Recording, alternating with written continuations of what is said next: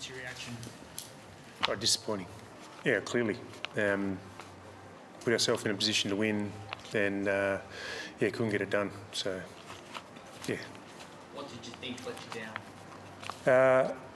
Across the day, I felt like it was probably making more of our entries. I felt like we were a little bit maybe predictable with the way we entered the ball inside 450. We had 31 inside 50s in the second half for 4 goals. So we need to make more of that. And then, late we just didn't quite execute the way we wanted to execute. And, players need to understand that, little things are the big things in those moments. And all our phases link into each other. And, we need to be better at closing out games than what we showed. So last year, that's what ultimately cost you making finals was those close games. And you put a lot of time into it over summer. This is your first big testament. Are you disappointed that they weren't able to put all of those lessons into place? Yeah, well, everyone's disappointing. Just disappointed. Like, we had some moments there that we just needed to send the ball to different areas and I think youngish players getting caught up in moments at the moment, and we need to make sure that in those moments, whilst we would like to score, we need to make sure we're not left vulnerable behind the ball. There's probably 3 or 4 moments where with the ball that we need to send the ball to a different area, and we might not. It might closes our chance off of scoring a little bit, but we won't be vulnerable to them scoring, and we'll be able to play the game in the area that we want. So, we weren't good enough in those moments. Do you worry that having had those close losses last year and then you drop this one now, that it's going to be in their heads a lot more now? It's going to be harder for them to get over that hump? No, because I think there's some things that we'll take out that we executed really well. Overall, after the disappointment of last week, we got a lot of things right today. So I understand the focus might be on the last few minutes and how we coughed up the win, but in review we'll be a bit more holistic and try and build off other areas of our game as well. What did you make of the midfield battles and the matchups that were happening in there? Thought it was pretty even.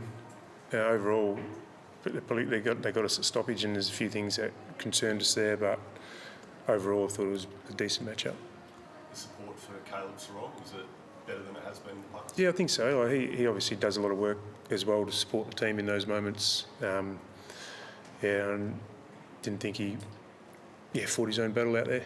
So I thought it was, he had some impact for us. And his impact might not show up in the stats. The other stuff he does to free other players up and make life easier for other players by making 2v1s and that type of stuff. He's really selfless in that area. Justin, are you concerned there were a couple of goals that came from, I guess, a bit of sloppy defence? Like a lot of their guys found the mid-channel and there was no one marking them. Is that a concern that it's just not the communication or it's just not working? Oh, I think if you look both sides of the ball, second half, hot day, fatigue really got into that game, and I think you could ask Coxie the same thing. And we had players out, and in those situations when it goes turnover to turnover and fatigue creeps in, it becomes about whoever uses the ball better. And we just left ourselves so vulnerable with some of our kicks, especially late in the game. So that's probably the aspect to lean on more. Like, our kick in defence wasn't great all day, and we didn't adjust quick enough. In the last quarter, I think they had 10 opportunities to go end to end, and they didn't rebound 50 inside 51. So we just need to be a bit more mature. The way we use the ball plays a big part in how you defend when the game becomes like that. How much did you miss Walker once you lost him with the shoulder, and how was that? He's going to be sore. He's dislocated his shoulder. It's the same one he hurt over the pre-season. So, I haven't had an update from the doctors, but it doesn't look great. And I thought Drapes came on and played his role really well. So, we'll see where it lands. What did you make of Bolton's first game? I thought he was lively. I'll have to go back and review it, and whatever he put out there today, he's going to build off. He's come off a pretty low base. Yeah, he hasn't had a great run into his first game, so yeah, hopefully he pulls up well. And it's his first opportunity to play with his teammates really in a long time, and he probably one intra-club with them, and hasn't had a lot of footy with his teammates outside of the one intra-club and the Melbourne game. So yeah, he'll build off whatever he produced today. What sort of time frame do you think you'll need to, fitness-wise and gelling with the team, to really get up and running? I'm not sure. I haven't really put much thought into that.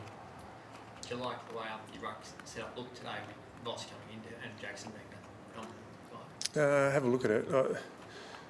Yeah, it's second ruck. Yeah, I thought Jacko competed really, really well. And yeah, we'll just have to look at the second ruck. Review it, see what the best mix is.